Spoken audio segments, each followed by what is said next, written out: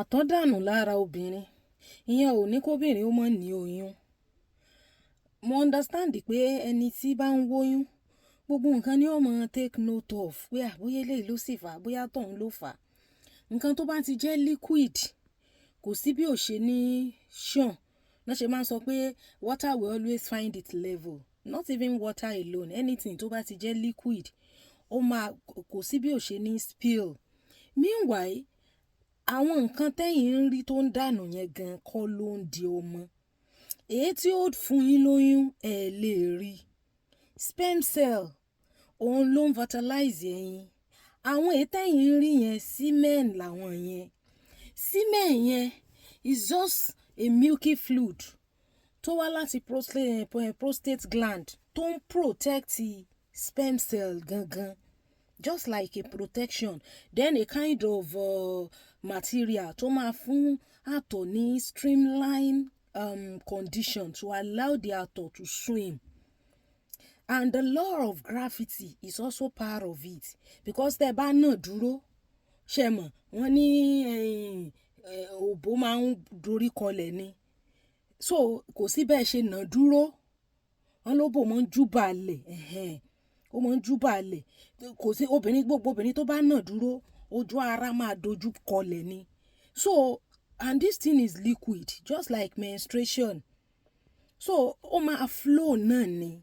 Bẹ̀tẹ̀ Ọlọ́run ti ṣe àṣepé iṣẹ́ to the extent pé at the time tí ọkùnrin á dà inú lọ́hùn ni organ ọkùnrin yẹn máa wà. The moment tó bá ti spill out èyí tí ó lọ síbi fallopian tube tí ó lọ síbi ovary níbi tẹ́yìn wà yẹn, the fertilization takes place at the fallopian tube. Èyí tí ó lọ síbi tẹ́yìn wà ó ti lọ.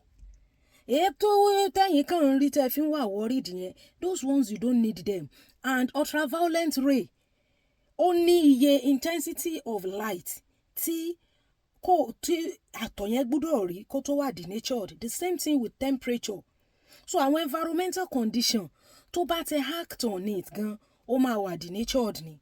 So èyí tó máa fún yín lóyún tẹ́ ẹ need ó ti lọ sí the correct place tó yẹ kó lọ.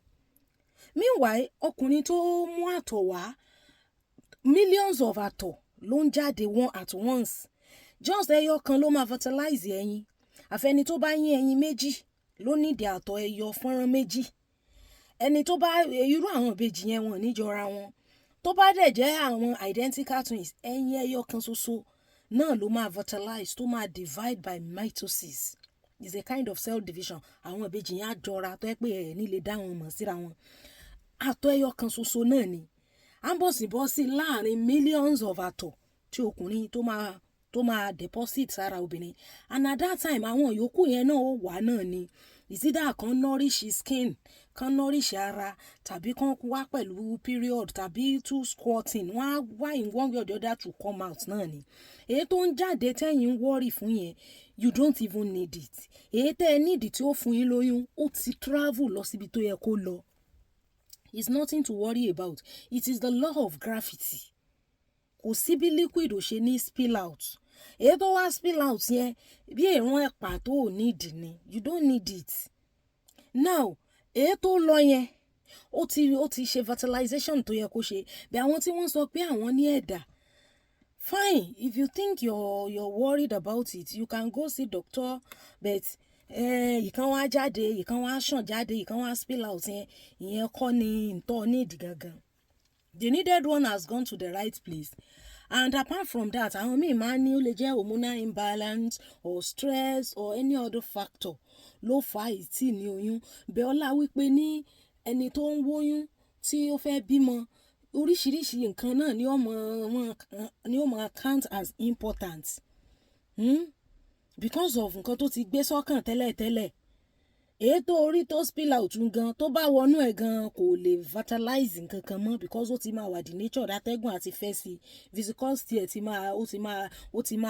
máa high àti thick, so the rate at which tó fi lè swim yẹn ti máa wà reduced because atẹ́gùn àti fẹ́ sí ultraviolet ray àti tàn sí. So iṣẹ́ tí Ọlọ́run ti ṣe iṣẹ́ àṣepé ni.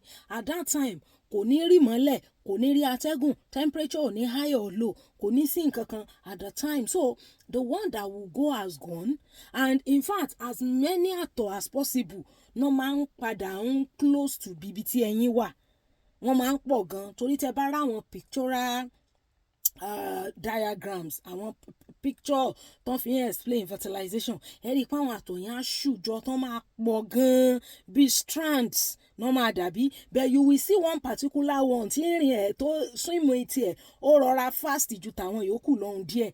It is that one that will hit the egg, all other ones will go back. In fact eléyìí tó máa hit egg gan, it is the head and the neck that will hit the egg. The tail will be cut off, and it is that head that controls the acrosome nínú ẹ̀ ní nucleus and DNA wà, the head of the àtọ̀. That's why when you have issues with paternity, they will ask you to go do the DNA test, because the head tó máa hit ẹyin yẹn orí ẹ̀ ní DNA wà. So it's nothing to worry about. Rest your mind. And àwọn míì mọ́ wà worried.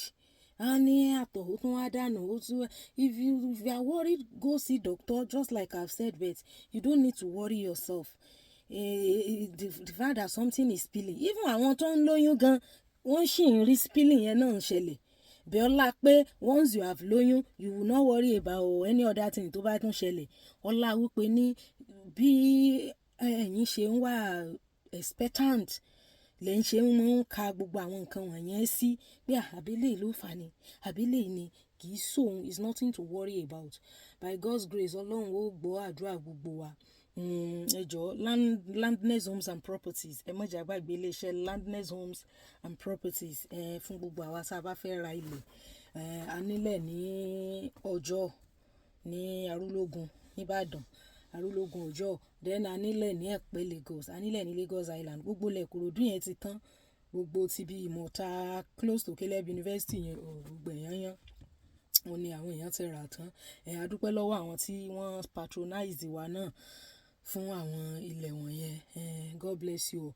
Then ẹ má jẹ́ ká gbàgbé Digital Buzz Academy fún àwa tá a bá fẹ́ wá sí online school fún video editing, content creation, affiliate marketing. They will train us on how to generate different streams of incomes for us to be able to, make use of cyberspace to sell our products, to even launch a product, sell our market, or even to create content and also to generate income for ourselves. Bẹ́ẹ̀ ni Lila Caps Nigeria Limited fún gbogbo àwọn olóríire tá a nílò àgbo fún ìtọ́jú ara wa. Àwọn míì wà tó ṣe wípé herbs ó mọ́ wọn lára dáadáa. Àgbo dẹ̀ jẹ́ lára àwọn nǹkan tí Ọlọ́run fún wa láti máa fi ṣe ìtọ́jú ara wa. So dókítà tó mọ̀ nípa tewétegbò ní Lila Caps Nigeria Limited. Àwọn ni wọ́n jẹ́ aláṣẹ àti olùdarí iléeṣẹ́ náà. Ẹ jẹ́ á kàn sí wọn fún gbogbo àwọn olóríire tá a bá nílò herbal mixture fún ìtọ́jú ara wa. Àjíǹde aró mọ jẹ́ ànífàìsàn lògbà. Ẹ ṣé gan ni. Thank you.